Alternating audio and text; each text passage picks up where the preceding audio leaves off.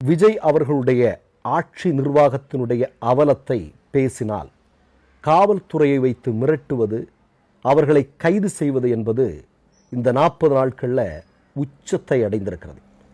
நேற்றைய தினம் உங்களுக்கு நல்லா தெரியும், டிஎம்கே அதாவது ஜென்சி டிஎம்கே என்று சொல்லக்கூடிய அமைப்பை சார்ந்த அன்பானந்தம் என்று சொல்லக்கூடியவருடைய வீட்டில் காவல்துறையினர் போய் எப்படி நடந்திருக்கிறாங்க அப்படிங்கிற சம்பவங்கள் இன்றைக்கு சமூக ஊடகங்களில் மிகப்பெரிய அளவில் வைரலாகி கொண்டிருப்பதை நீங்கள் பார்க்க முடியும்.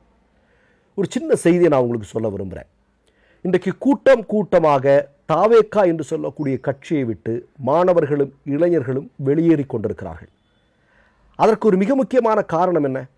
சினிமாவில் பார்த்த விஜய் நிஜத்திலையுமே அரசியலுக்கு வந்தால் அந்த மாதிரி நடக்கும் அப்படின்று கற்பனையில் மிதந்து கொண்டிருந்த இளைஞர்களுக்கு ஒரு மிகப்பெரிய அளவில் அது அப்படி இல்லை அப்படிங்கிற ஒரு மிகப்பெரிய ஞான உதயம் இன்றைக்கு ஏற்பட்டிருக்கிறது. அதன் விளைவாகத்தான் அந்த கட்சியை விட்டு அவர்கள் விலகுகிறார்கள், அந்த ஆதரவிலிருந்து அவர்கள் விலகுகிறார்கள். இப்போ சில வாரங்களுக்கு முன்பு யாசர் அராஃபத் என்று சொல்லக்கூடிய ஒரு இளைஞன் ஜென்சி டிஎம்கே என்று சொல்லக்கூடிய ஒரு அமைப்பை உருவாக்குகிறார்.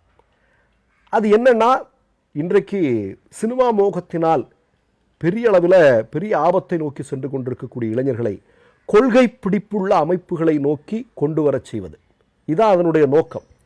அப்படி என்னன்னா, இவங்க ஒரு அமைப்பை ஆரம்பிக்கிறாங்க. முதல்ல ஒரு 100-200 பேர் சேர்ந்து ஒரு இடத்துல கூட்டம் கூடி இதை ஆரம்பிக்கலான்னு பிளான் போட்டாங்க. சமூக ஊடகங்களில் இதை குறித்து ஒரு அறிவிப்பு ஒன்று வெளியாகிறது. அறிவிப்பு வெளியாகி சில நொடிகளிலே நீங்கள் பார்த்தீங்கன்னா லட்சக்கணக்கான தமிழ் மாணவர்கள் இளைஞர்களும் இந்த அமைப்பில் சேர்றாங்க. இது விஜய்க்கும் தாவேக்காவுக்கும் மிகப்பெரிய அச்சத்தை ஏற்படுத்தியது. ஏன்னா விஜயனுடைய வாக்கு வங்கியில் ஒரு கணிசமான நபர்கள் யார் அப்படின்னா இன்றைக்கு இருக்கக்கூடிய மாணவர்களும் இளைஞர்களும் தான். இப்போ இதில் ஒரு பெரும் கூட்டத்தை இந்த அமைப்பை நோக்கி இவர்கள் கொண்டு செல்கிறார்கள் என்கிற பீதி இவர்களை தொற்றிக்கொண்டது. அதனுடைய விளைவாக இவங்க என்ன பண்ணுறாங்க அப்படின்னா, இந்த அமைப்பை சார்ந்த நபர்களை வேட்டையாடுவதற்கு துவங்கி இருக்கிறார்கள். இப்போ நீங்கள் பார்த்தீங்கன்னா இந்த அமைப்பு துவங்கி முதல்ல ஒரு மீட்டிங் நடத்துறதுக்கு தமிழ்நாட்டில் பல இடங்களில் அனுமதி கேட்டிருக்கிறாங்க. விஜய் அரசு அதை மறுத்திருக்கிறது, அதற்கு தடை போட்டது. பிறகு பார்த்தா திமுகவுக்கு சொந்தமான ஒரு இடத்துல தான் இந்த கூட்டம் நடந்திருக்கிறது. பார்த்தா ஆயிரக்கணக்கான மக்கள் இளைஞர்கள் அதில் கலந்துருக்கிறாங்க. இந்த இயக்கத்துக்கு நாளுக்கு நாள் இளைஞர்கள் மாணவர்களுடைய ஆதரவு பெருகி கொண்டிருக்கிறது. இப்போ நான் முதல்ல சொன்னேன் இல்லையா, அன்பானந்தம் என்று சொல்லக்கூடிய நபர் இந்த ஜென்சி டிஎம்கேல ஒரு மிக முக்கியமான பொறுப்பில் இருக்கக்கூடிய நபர், தமிழ்நாடு முழுவதும் இருக்கக்கூடிய மாணவர்களை ஒரு கொள்கை பிடிப்புள்ள அமைப்பை நோக்கி கொண்டு வருவதற்கான எல்லா வேலைகளையும் செய்து கொண்டிருக்கக்கூடியவர். அவருடைய வீட்டில் தான் நேற்றைக்கு நள்ளிரவு 1 மணிக்கு போய் காவல்துறை அங்கே போய் அவரை கைது செய்யணும்னு சொல்லி போயிருக்கிறாங்க. அப்போ அவருடைய பெற்றோர்கள் கேட்குறாங்க, கைது செய்வதனுடைய நோக்கம் என்ன, அவன் என்ன தவறு செஞ்சான் அதை சொல்லலை, எஃப்ஐஆர் இருக்கா, இல்லை எதையுமே சொல்லாமல் கைது செய்யணும்னு சொல்லி ஒரு அப்படிப்பட்ட ஒரு நிகழ்வு நேற்றைய தினம் தமிழ்நாட்டில் நடந்திருக்கு. இன்றைக்கு சமூக ஊடகங்களிலும் வெகுஜன ஊடகங்களிலும் பல தலைவர்களும் இதை கண்டித்திருக்கிறார்கள். விஜய் ஏன் இந்த அளவுக்கு பயப்படுறார், ஏன் தாவேக்கா ஏன் இந்த அளவுக்கு பயப்படுகிறது?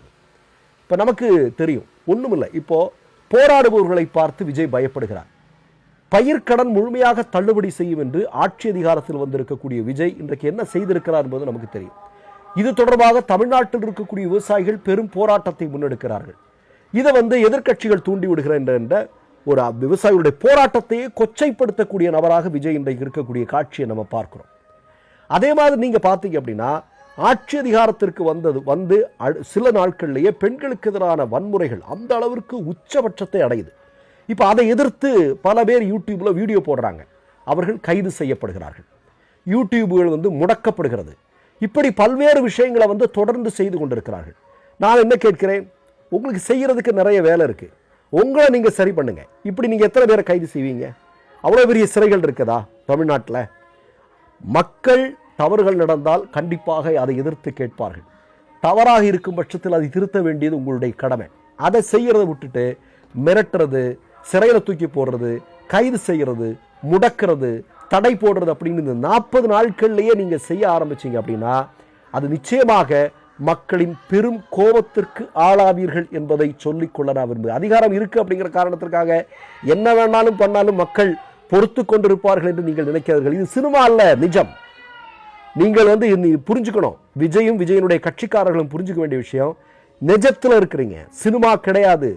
சினிமா மாதிரி நினைச்சீங்கன்னா மக்கள் அதை பொறுத்து கொள்ள மாட்டார்கள். இன்னைக்கு பாருங்க, உங்களுக்கு செய்யறதுக்கு நிறைய வேலை இருக்கு. இன்றைக்கு சென்னையில் 60,000த்திற்கும் அதிகமான போதை மாத்திரைகள் பிடிக்கப்பட்டிருக்கிறது. ரவிமோகன் என்று சொல்லக்கூடிய உங்களை மாதிரி ஒரு பெரிய நடிகர், அவருடைய வீட்டிலிருந்து திருடு போயிருக்கு. இப்படி செய்திகள், குற்றங்கள் அதிகரித்து கொண்டே இருக்கிறது. இதையெல்லாம் சரி செய்வதற்கு, சட்ட ஒழுங்கை சரி செய்வதற்கு ஏதாவது பண்ண முடியுமான்னு பாருங்க. நான் ஒரு சின்ன செய்தியை மட்டும் சொல்றேன். சில தினங்களுக்கு முன்பு ஒரு மெடிக்கல் ஷாப்ல இருந்து வெளியே வரேன். 2 இளைஞர்கள் இருக்கிறார்கள். நான் கேட்டேன், யாருக்கப்பா வாக்களித்தீர்கள் அப்படின்னு. அது விஜய்க்கு வாக்களித்தோம்.